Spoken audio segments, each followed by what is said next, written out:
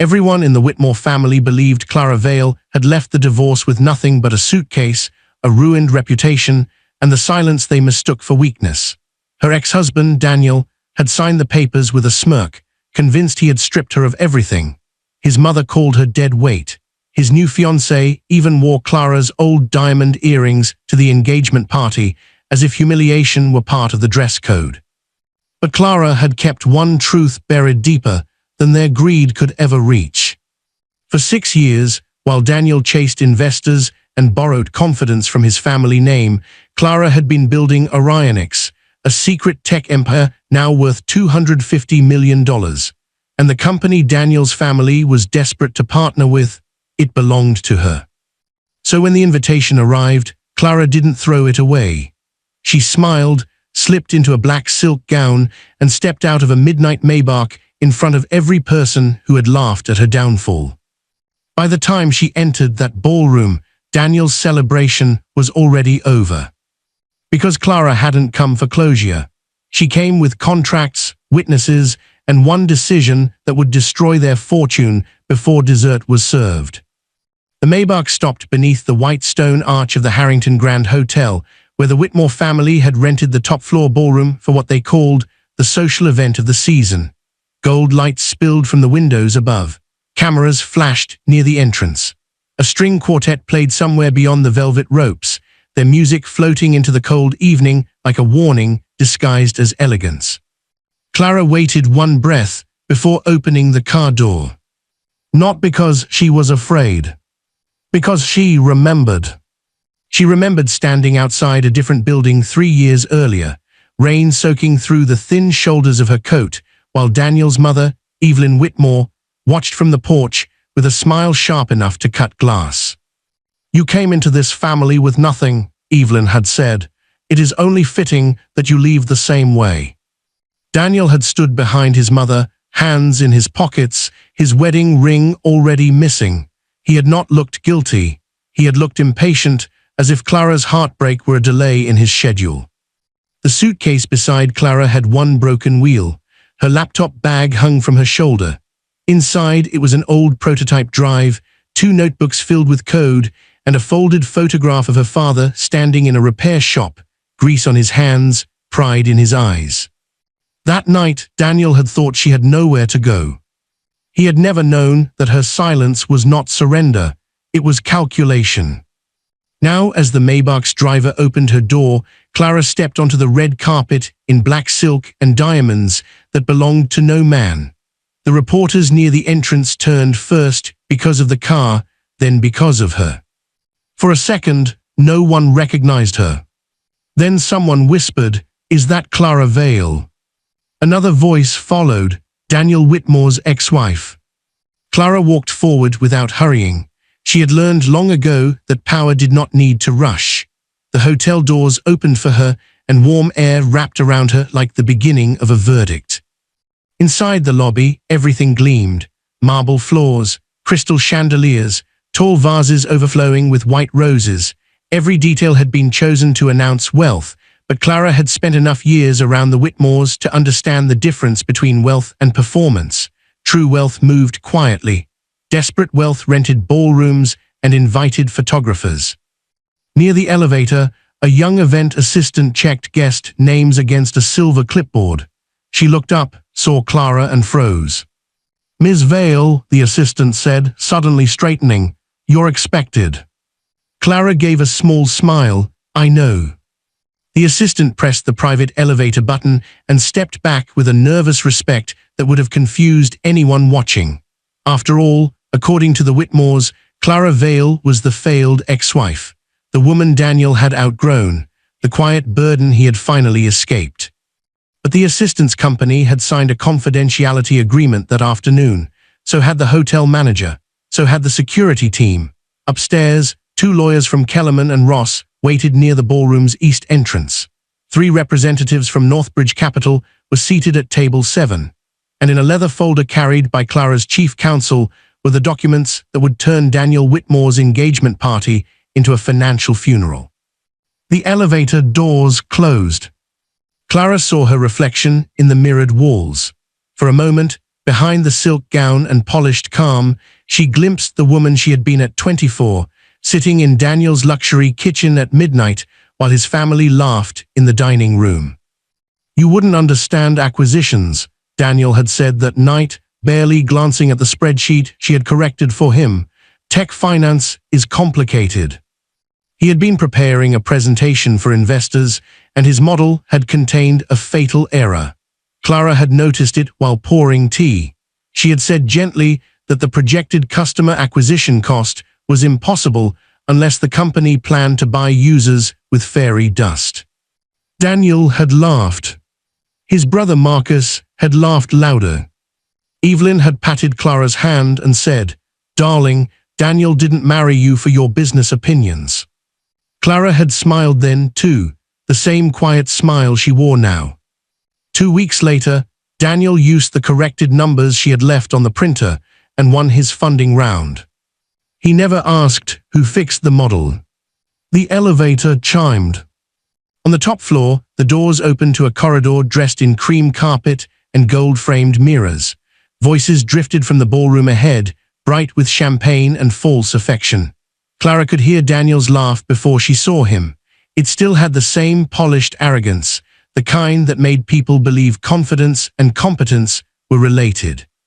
At the ballroom entrance, a large floral sign read, "Daniel and Bianca.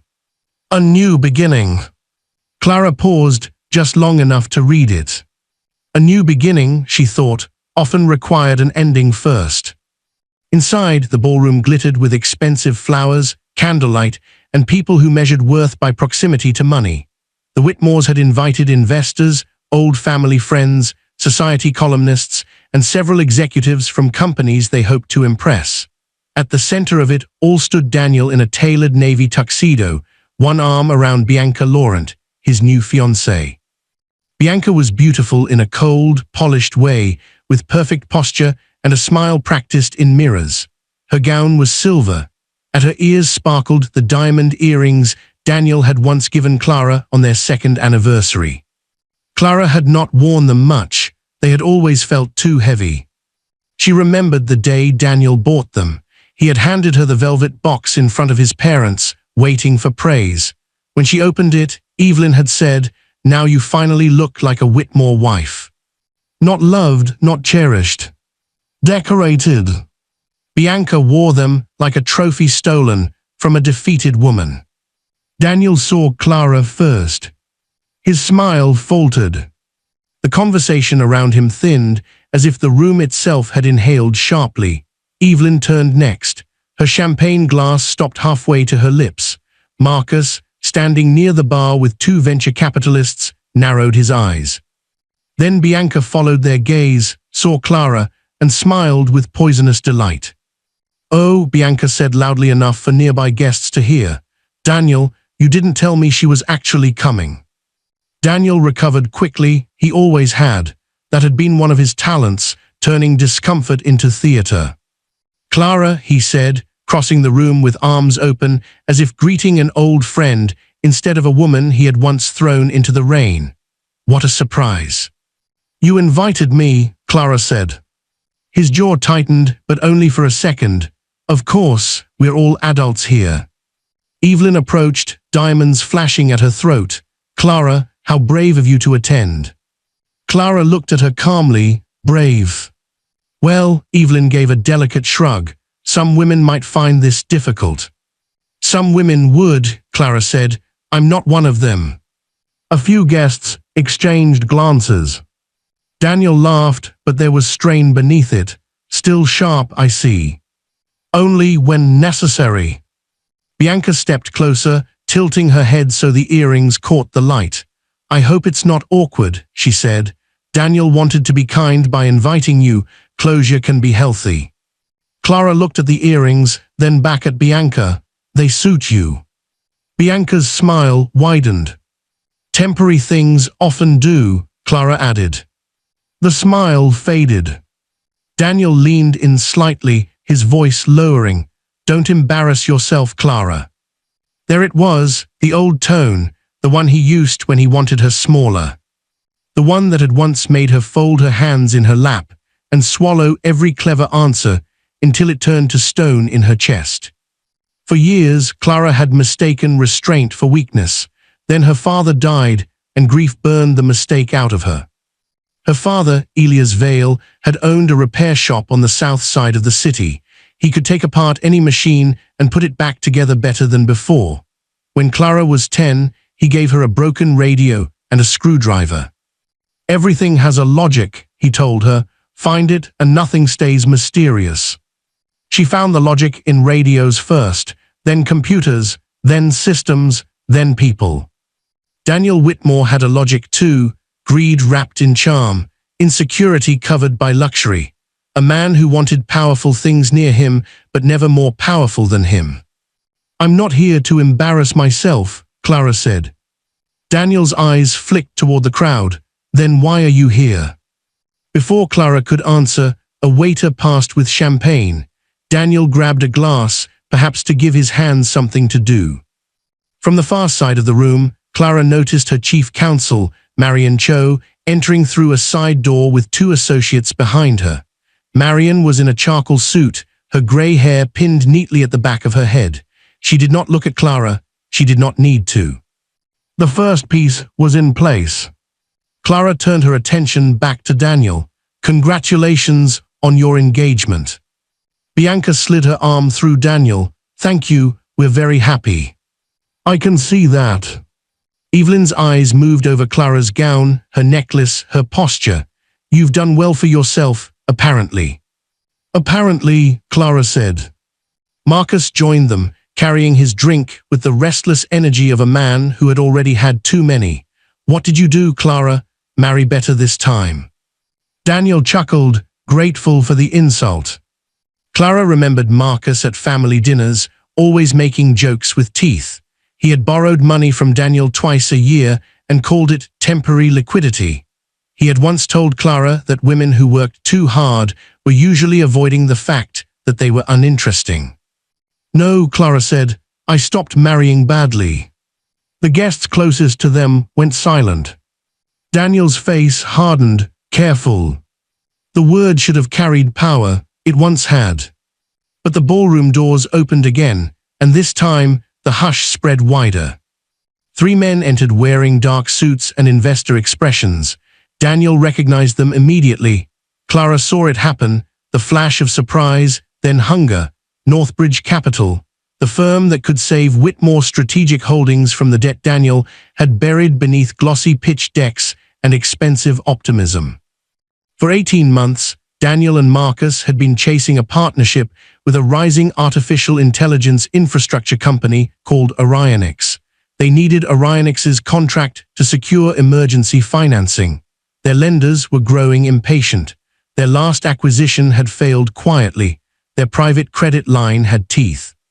Clara knew all of it because Daniel had submitted every desperate document to Orionix's partnership portal. He had not known whose company was reading them. He had not known that every inflated revenue figure, every hidden liability, every misleading claim had landed on the desk of the woman he once called useless. "Mr. Calloway," Daniel said, abandoning Clara instantly to approach the senior Northbridge partner. "I didn't realize you had arrived." Peter Calloway shook Daniel's hand but did not smile. "We came at the request of Orionix." Daniel blinked. "Orionix?" "Yes." Evelyn looked between them. "How wonderful, Daniel, perhaps this evening is blessed after all." Clara almost pitied her, almost. A flashback rose without permission.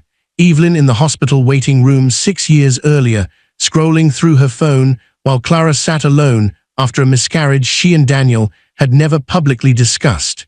Daniel had been in Singapore chasing a deal. Evelyn had come only because the hospital called her after Clara fainted. "You mustn't tell Daniel in that tone," Evelyn had said while Clara stared at the pale wall. Men become exhausted by women's sadness. Clara had learned that day that the Whitmores could turn even pain into an inconvenience. She had also learned that loneliness could be clean. It could strip away illusions. 3 months later, She registered Orionix under a holding structure so private that even early investors knew her only as CV, the founder with the impossible architecture model and the refusal to appear on panels. The public CEO was listed as interim executive Nicholas Wren, her college friend and the only person outside her legal team who had known the full truth from the beginning. Nick had asked her once, "How long are you going to let the world think I'm the face of this?" "Until the world stops punishing women for being smarter than the men in the room," she had answered. Nick had smiled sadly. "That could take a while. Then we'll build something worth waiting for." And they had. Orionix began in a rented server room that smelled of dust and overheated cables. Clara slept on a folding cot beside humming machines. She coded through nights, pitched under initials, and sold early clients on performance numbers nobody believed until the demo ran. When competitors burned money on slogans, Clara built systems that worked. When investors demanded a charismatic founder, Nick walked into the meetings while Clara listened through an earpiece and fed him answers no one else could have given. By year 4, Orionix secured contracts with hospitals, logistics networks, and cloud providers. By year 5, it became the company everyone wanted to partner with. By year 6, it was valued at $250 million. By then, Daniel's empire had begun to rot under its marble surface. "Daniel," Bianca whispered, tugging his sleeve, "is this about your announcement?" He smiled quickly, too quickly. "Yes, perhaps." Clara moved toward the center of the ballroom. Not dramatically, not loudly, but somehow everyone made space. Daniel watched her, irritation returning. "Clara, this is a private event." "Not entirely," Clara said. Marion Cho stepped forward and handed Clara a slim leather folder. Around the room, several phones lifted discreetly. The society columnist near the dessert table smelled scandal and stopped pretending to admire the macarons. Daniel laughed again. "What is this, some performance?" Clara opened the folder. The sound of paper turning should not have been enough to quiet a ballroom, but it did. "Daniel Whitmore," Clara said, her voice clear. 3 months ago, Whitmore Strategic Holdings submitted a proposal to Orionix Technologies requesting a strategic partnership, preferred vendor status, and access to Orionix's enterprise deployment pipeline. Daniel stared at her. "How do you know that?" Clara continued. "In that proposal, you represented that Whitmore Strategic Holdings had no undisclosed liabilities, no pending creditor actions, and no related party conflicts affecting the proposed partnership." Marcus set down his drink. Evelyn's face sharpened with alarm. "Daniel." Daniel ignored her. "Clara, stop. You have no idea what you're talking about. That was always your favorite assumption." Something flickered in his eyes then, not fear yet, recognition. Across the room, Marion opened a second folder and handed copies to Peter Calloway and his colleagues. One of them began reading immediately. Clara said, "Unfortunately, your representations were false." The word false landed like a blade on glass. Daniel's voice dropped. "You need to leave." "No. You are making a fool of yourself." "No," Clara repeated. "You did that. I'm only providing documentation." Bianca looked at Daniel. "What is she talking about?" "Nothing," Daniel snapped. Clara reached into the folder and removed a single page. Whitmore Strategic Holdings has been carrying $38 million in undisclosed bridge debt through subsidiaries controlled by your brother Marcus. You pledged the same collateral twice. You also represented projected revenue from a logistics contract that had already been terminated. Marcus went pale. Peter Calloway looked up from the documents. His expression was no longer polite. "Daniel." Daniel lifted a hand. "Peter, this is not the time." "It appears exactly the time," Peter said. Evelyn stepped forward, her smile trembling. "Surely this is some misunderstanding. Clara was never involved in Daniel's business affairs. She wouldn't know."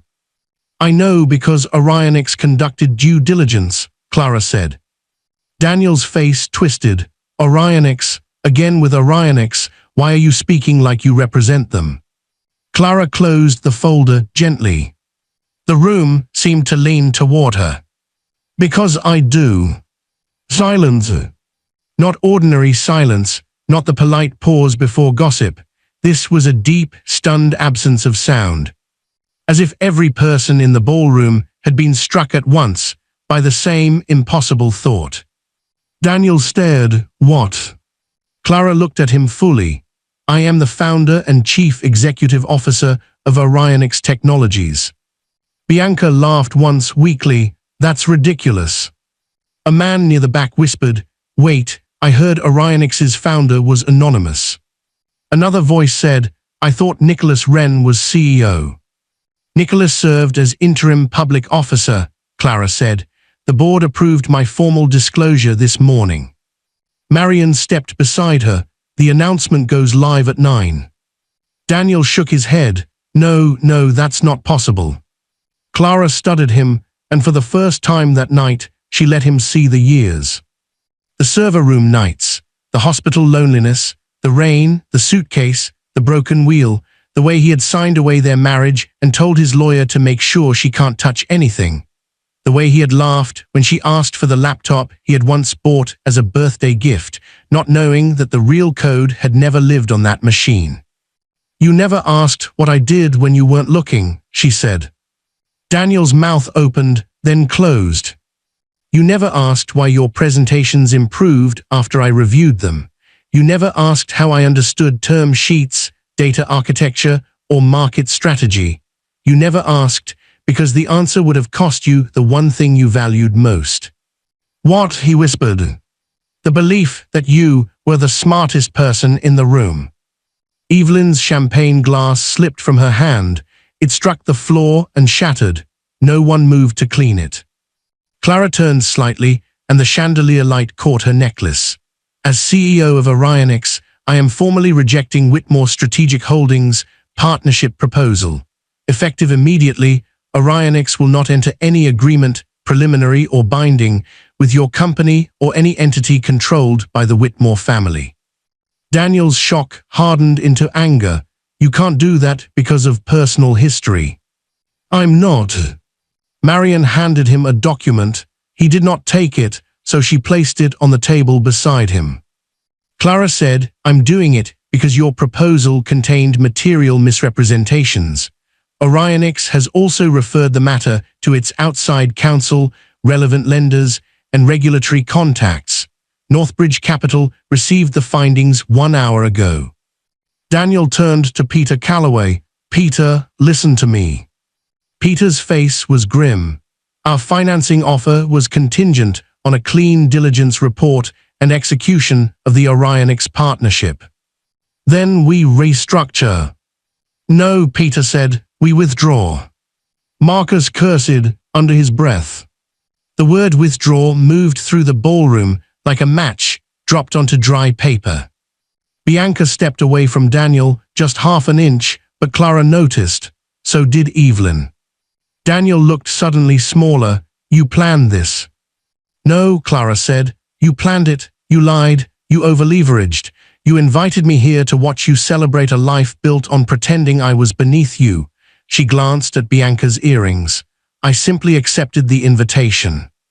Bianca's hand flew to one ear.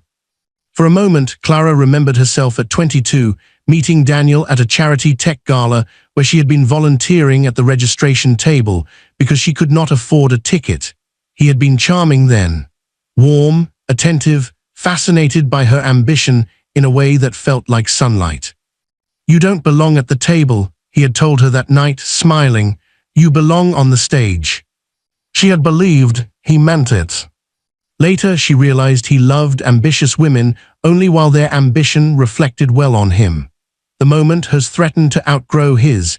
He began trimming it with jokes, doubts, and little humiliations disguised as advice. Don't wear that to investor dinners. Don't talk too much. Don't correct me in public. Don't make my mother uncomfortable. Don't start another project until things settle down. Things never settled down. They only narrowed. Clara, Daniel said, now changing tactics. His voice softened. We were married. Yes. That has to mean something. It did.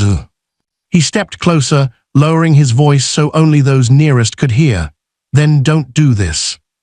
Clara looked at him and saw, beneath the tuxedo and panic, the man who had once kissed her forehead while she debugged code at 2 a.m., the man who had brought her coffee before he learned to resent what she did after drinking it. The man she had loved before his pride taught him cruelty. For one dangerous second, memory tried to dress him in softness. Then she remembered the rain. She remembered him watching her drag the broken suitcase down the steps. She remembered him saying, "You'll come back when you realize nobody else is going to save you." Clara's expression did not change. "I did come back," she said, "but not to be saved." Daniel's eyes reddened with fury. "You vindictive." "Careful," Marion said quietly. Daniel turned on her. "Who are you?"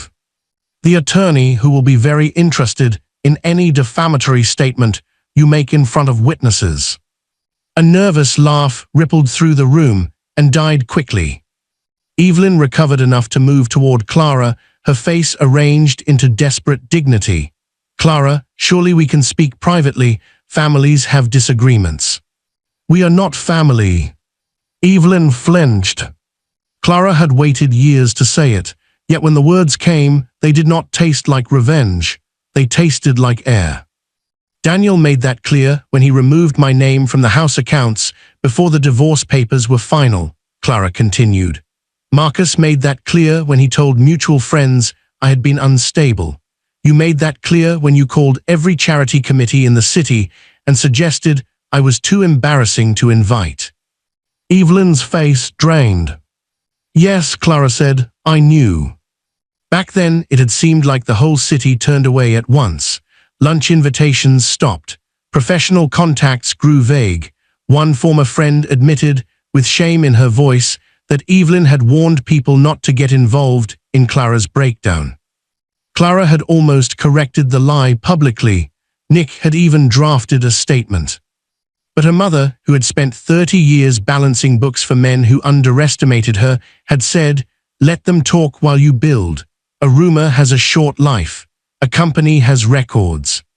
So Clara built. Every insult became architecture. Every slammed door became focus.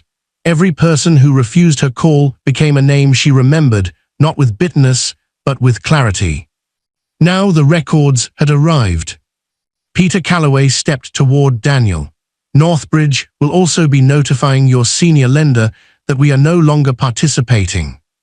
"Peter," Daniel said, nearly breathless, "you can't, if the lender pulls the line." "They already froze it," Peter said. Marcus grabbed Daniel's arm. "What does that mean?" Daniel did not answer. But Clara knew. It meant the Whitmore family's accounts would lock by morning. It meant personal guarantees would activate. It meant the beach house Evelyn bragged about would become collateral, along with the Aspen property, the antique cars, the art collection, and the trust assets Daniel had quietly borrowed against. It meant the fortune they flaunted had already been hollow. Clara had not made them penniless, she had simply turned on the lights. Bianca removed one diamond earring slowly. Daniel noticed. "What are you doing?" She looked at him as though he had become contagious. "Is this true?" "Bianca, don't be dramatic." "Dramatic," her voice rose. "My father invested in your private placement." Daniel went still. Clara had known that too. Bianca's family money was woven through Daniel's latest rescue attempt. Love, in the Whitmore universe, always came with a term sheet. Bianca removed the second earring and shoved both into Daniel's hand. These were hers, weren't they? Daniel said nothing. Clara watched the diamonds sparkle in his palm and felt oddly detached from them. Once, losing them would have felt like proof of defeat. Now they looked like small stones trapped in someone else's bad decision. Bianca backed away. You told me she was bitter because you upgraded. A murmur moved through the room. Clara almost laughed, but she didn't. The humiliation unfolding before her had a symmetry so precise it required no decoration. Evelyn seized Bianca's wrist. This is not the moment. Bianca pulled free. You knew. Evelyn's silence answered. Marcus was already on his phone, whispering harshly to someone about accounts, lenders, and temporary optics. Daniel stood in the center of his own engagement party with the diamonds in his hand, his fiancée retreating, his investors reading documents, and his mother looking for someone poorer to blame. Then Clara saw him understand. Not all at once, pride rarely died quickly, it cracked first. His gaze moved from Peter Calloway to Marion Cho. Then to the hotel staff, then to Clara. The pieces assembled behind his eyes, the anonymous founder, the rejected calls, the delayed Orionix response, the invitation he had sent to Clara with a handwritten note that said, "Hope you can celebrate my new beginning." He had thought the note was a knife. It had become a signature on his own downfall. "You could have told me," he said. Clara's brow lifted. When we were married. I tried." The words were simple, but they opened a door in the past.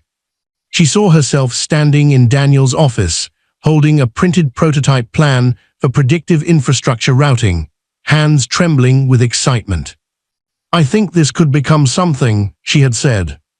Daniel had skimmed the first page.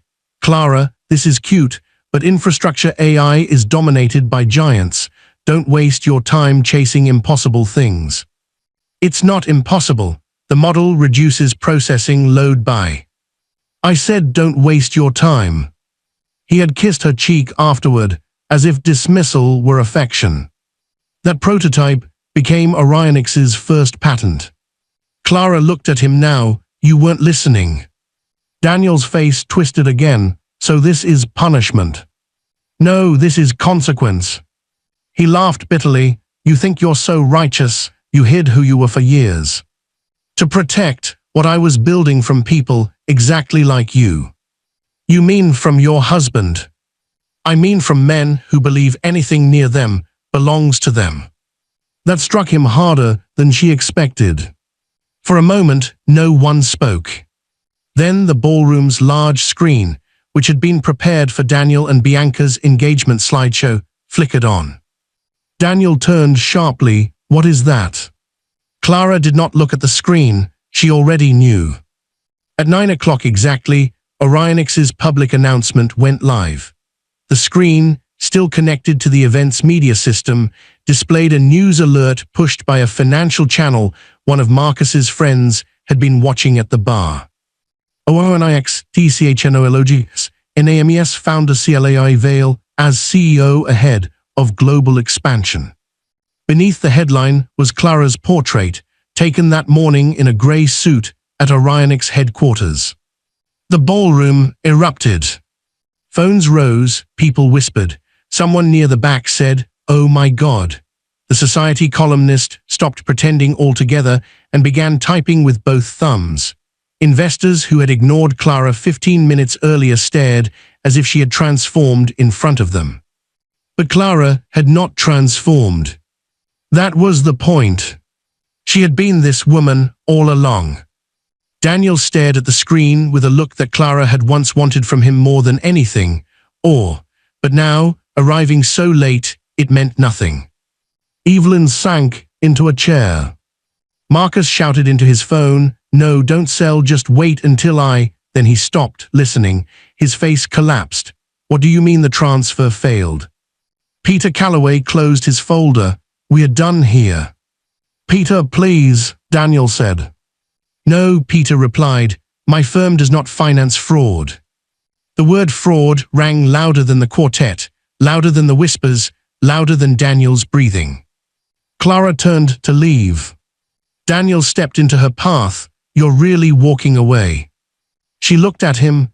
"I did that 3 years ago. Tonight, I made sure you couldn't follow." His mouth tightened. "You'll regret this." No, Clara said. I regretted ignoring who you were. I regretted shrinking myself to make you comfortable. I regretted every dinner where I let your family laugh because I thought dignity meant silence. She paused. But this, I'll sleep very well. For once, Daniel had no answer. Clara moved past him. At the ballroom doors, Bianca called out, Clara. Clara turned. Bianca stood alone now, silver gown glittering, her face pale with embarrassment. For the first time all evening, she looked young and uncertain rather than cruel. I didn't know, Bianca said quietly. Clara studied her. She could have been harsh. Part of her wanted to be. Bianca had enjoyed wearing those earrings. She had enjoyed the idea of replacing Clara. But Clara also knew the Whitmores were skilled at making cruelty feel like belonging. I believe you knew enough, Clara said, not viciously, just truthfully. Bianca lowered her eyes. Clara left the ballroom. The corridor outside was quiet. The moment the doors closed behind her, the noise dulled to a distant storm. Marion followed with her associates. That went cleaner than expected, Marion said. Clara exhaled. Did it? Marion's expression softened. You held back. Clara almost smiled. My mother would be proud. She watched the announcement. Clara stopped. She did. Marion nodded. Nick set up the stream. For the first time that night, Clara's composure shifted. Not much, just enough for warmth to break through. Her mother, Ruth Vale, still lived in the same modest house where Clara had grown up. She kept every newspaper clipping about Orionix in a blue folder, though most had never mentioned Clara by name. Anonymous founder, they called her, mysterious architect, hidden force. Ruth had circled those words in red pen and written in the margins, "That's my daughter." When Clara first told her mother she was thinking of revealing herself, Ruth had asked, "Are you doing it because you're ready or because you want them to see?" Clara had not answered immediately. Ruth had touched her hand. Both can be true, just make sure the first reason is stronger. Tonight, walking away from the ballroom, Clara knew it was. She had not revealed herself only to wound Daniel. She had done it because Orionix was entering a larger world, and she was done letting men stand in front of what she had built. Daniel's downfall was not the purpose, it was the echo. At the elevator, Nick Wren waited in a black suit, grinning like someone who had been trying not to grin for an hour. "Well," he said, "the internet is awake." Clara groaned softly. Already. Already 3 major outlets, 2 investor newsletters, 1 extremely confused gossip columnist. He glanced toward the ballroom doors. How, Prince Charming? Learning maths. Nick laughed. Dead maths. The harshest kind. The elevator arrived. They stepped inside together with Marion and the associates. As the doors closed, Clara caught one last glimpse down the corridor. The floral signs still stood outside the ballroom. Daniel and Bianca. A new beginning. A hotel worker was already removing the flowers. Downstairs, the lobby was calmer. The photographers outside had multiplied, drawn by the announcement and whatever rumors were already escaping from the ballroom. Security formed a discreet path. "Ms. Vale," someone called. "Is it true Orionix rejected Whitmore tonight? Were you invited as Daniel Whitmore's ex-wife? Did you plan this reveal?" Clara paused at the hotel entrance. For years, other people had told her story. Daniel had told it as failure. Evelyn had told it as instability. Society had accepted the version with the prettiest packaging. Now the cameras waited for her. Nick leaned closer. "You don't have to say anything." Clara knew. Silence had protected her once. It had given her space to build, to heal, to become.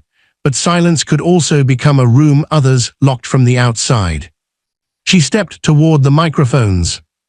"My name is Clara Vale," she said. "I founded Orionix Technologies 6 years ago because I believed infrastructure could be smarter, faster, and more accountable. Tonight's announcement is not about my former marriage. It is about the future of a company built by people who were underestimated and kept working anyway. The cameras flashed. As for Whitmore Strategic Holdings, she continued, Orionix does not reward dishonesty with partnership. That was all. She turned and walked to the Maybach. Inside the car, the city lights blurred against the windows as they pulled away. Clara leaned back, the adrenaline finally loosening its grip. Her phone buzzed repeatedly, but she ignored it until one message appeared from her mother. I saw you. Your father would have cried and pretended he had dust in his eye. Clara laughed once, then covered her mouth as tears rose unexpectedly. She had not cried when Daniel insulted her, not when Evelyn shattered, not when the room discovered who she was, but her father's name opened something gentler than triumph. Nick, sitting across from her, pretended to study his phone. Marion pretended not to notice anything at all. Clara wiped one tear quickly and looked out at the city. Years earlier, after Daniel kicked her out, she had spent her first night in a cheap motel near the highway. The heater rattled. The curtains smelled faintly of smoke. Her bank account, the one Daniel had not frozen because he had forgotten it existed, held $842. She placed her broken suitcase on the bed, opened her laptop, and stared at the code she had been too afraid to finish. For almost an hour, she did nothing. Then she heard her father's voice in memory. Everything has a logic, find it, and nothing stays mysterious. So she found it. Line by line, night by night, door by door. The city outside the Maybach was the same city that had once looked away from her, but now she saw it differently, not as a place that had rejected her, as a place that had failed to recognize what was being built in its shadows. Her phone buzzed again. This time, it was an unknown number. Clara almost ignored it, but the preview showed Daniel's name in the message. Clara, please, we need to talk. My mother is unwell. Marcus is panicking. Bianca left. This has gone too far. She read it twice. Then she deleted it. Nick raised an eyebrow. Bad news. No, Clara said. Old news. The Maybach crossed the bridge toward Orionix headquarters, a sleek glass building whose top floors were still lit. Employees had gathered there for the announcement. Engineers, analysts, designers, assistants, security staff, the people who had built the company with her while the world wondered who stood behind it. When Clara arrived, they were waiting in the atrium. Applause broke out the moment she entered. This applause was different from the ballroom whispers. It held no shock, no greed, no recalculation. These people knew her. They knew the woman who answered emails at midnight, who remembered interns' names, who could walk into a server failure and find the problem before anyone finished explaining it. They knew the founder who had hidden from fame, but never from work. Nick nudged her forward. Clara stood beneath the Orionix logo and looked at them all. For a second, she saw every version of herself at once. The girl with the broken radio, the bride trying to belong, the wife shrinking at dinner tables, the woman in the rain, the founder asleep beside servers, the CEO in black silk stepping into a room full of people who thought she had lost. Thank you, she said, her voice catching slightly, for building in silence with me. Someone called, not silent anymore. Laughter and cheers filled the atrium. Clara smiled. Across town, the Whitmore engagement party collapsed into chaos. Lenders called, investors left, guests hurried out pretending they had always had somewhere else to be. By midnight, photos of Daniel standing beneath his engagement, flowers with Clara's CEO announcement glowing behind him had spread everywhere. By morning, Whitmore Strategic Holdings' credit lines were frozen, its pending deals suspended, and its board demanding resignations. Evelyn sold her jewelry first. Marcus's accounts were seized pending investigation. Daniel tried to claim he had been sabotaged, but documents did not care about his pride.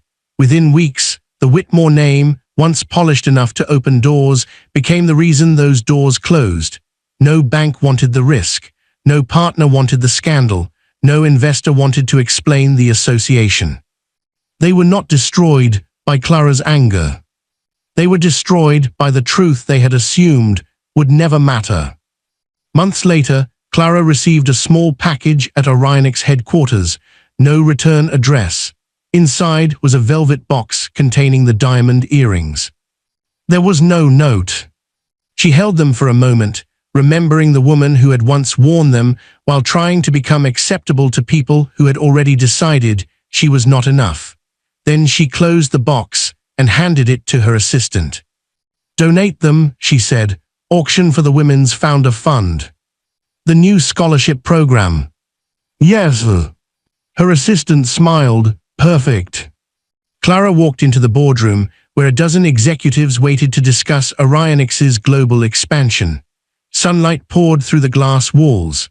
On the table lay maps, projections, patent filings, and a blue folder her mother had sent that morning. Inside the folder were the old articles, the anonymous mentions, the red circles, and proud notes. On the last page, Ruth had added a new headline. "Clara Vale, STPS forward as Orionix CEO." Under it, in red pen, she had written, "No longer hidden." Clara touched the words lightly. Then she took her seat at the head of the table. For years, Daniel Whitmore had believed he was the author of her ending. He had mistaken a closed door for a final chapter. He had watched her leave in the rain and imagined the story stopped where his cruelty ended. But Clara had never been the ruined woman in his story. She had been the quiet architect of her own. And now, with the world finally watching, she was just getting started.